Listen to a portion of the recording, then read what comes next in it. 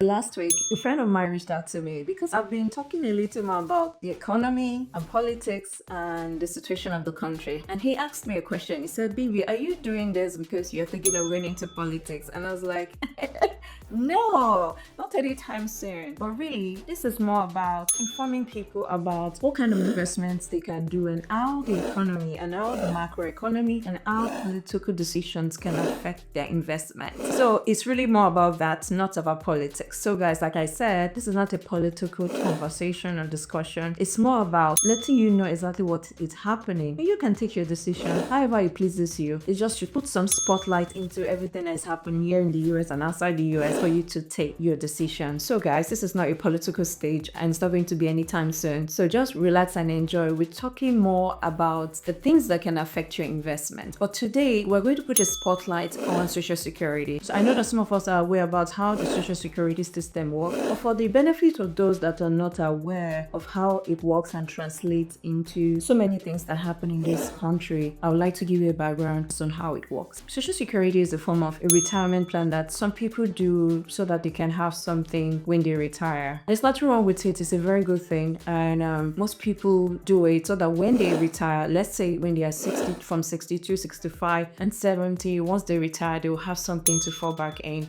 So let's dive into business. So what is the Social Security Plan all about? It's a federal government program in the United States designed to provide financial assistance to retirees. So how is the Social Security funded? It is funded from different ways, but number one is the payroll FICA. So FICA is called the Federal Insurance Contribution Act. It's automatically deducted from employees' payroll check. So that's one of the ways the Social Security program is funded. So the second way is interest on the trust fund reserve. So surplus funds collected are held in two trust funds. One of them is the old age and survivor insurance, and the second one is disability insurance. So these funds earn interest from special issue treasury security. So remember I was talking about the national debt. I said that some of the ways that the government borrows money is from trust funds like this. So they collect those monies from the trust fund. In exchange, they give them treasury securities or treasury bonds in exchange for that money. So that is how the US borrows money from the Social Security program. The third one is taxation of Social Security benefits. A portion of benefit may be taxable for higher income retirees, adding to the program's funding. So this is one of the ways the Social Security makes money or funds the Social Security program. They tax those retirees that earn so much, so a portion of it becomes taxable for those higher income retirees. Up to 5% of benefit can be taxed depending on income level. So literally it goes based on income level. So those retirees or those people that have higher income, those ones will have higher tax. So these are ways federal government funds the Social Security program. Things you need to understand about the Social Security system is that Social Security is a pay as you go. So it means that the current workers pay for the current retirees' benefits. However, with an aging population and fewer workers per retiree, there are concerns about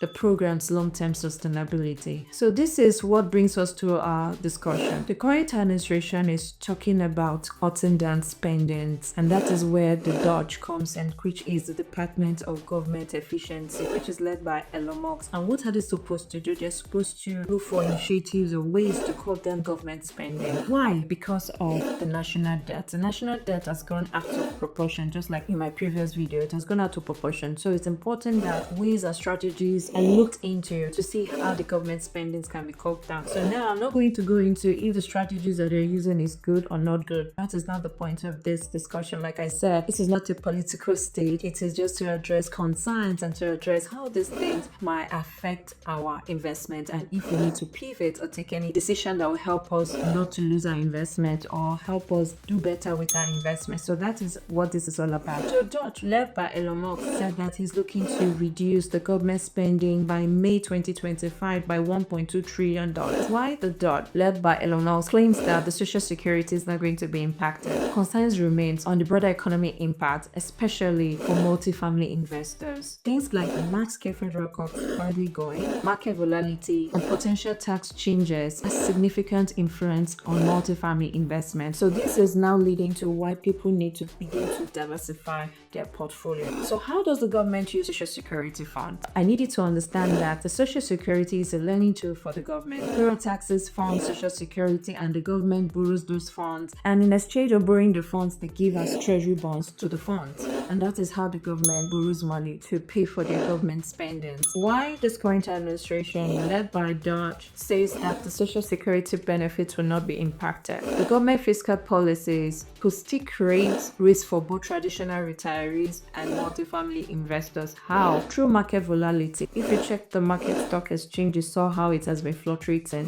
Most of them has been downward, and these are because of reactions from the market. Massive federal court, the tariffs that the current administration is introducing, all these things can lead to the market instability. It can cause the stock market to fluctuate. It's still happening. We're seeing the market plunged, in short, fluctuating up and down and up and down. We're seeing that happen. That is because of this federal court, the tariff being introduced, and this may lead to capital outflows from equity into the real estate, into multifamily. So because people might sense that it's too volatile, maybe their investment in the stock market is very volatile, we might start seeing people pulling out their money and putting it in real estate, because real estate for multifamily is more a stable assets than the 401ks or the stock exchange market. So we might start seeing monies from those investments coming into the real estate or multifamily space, whereby increasing this asset in the multifamily or in the real estate and creating a lot of scarcity. So if probably it's not too much of a good thing for the multifamily space. The only good thing that might happen is that the multifamily space might see more equity, and the stock market and the other one, 401ks, you see people pulling out their money and putting it in the multifamily. It might seem good, but the reality is that what that does is that it creates low supply, high demand, more money in the multifamily space, high cost of those assets, too much competitions and all that. So if you look at it, it's not really a good benefit for multifamily. We saw that happen in 2021, 2022, where we had a lot of equity. When that happened, most of the multifamily assets started increasing way out of proportion.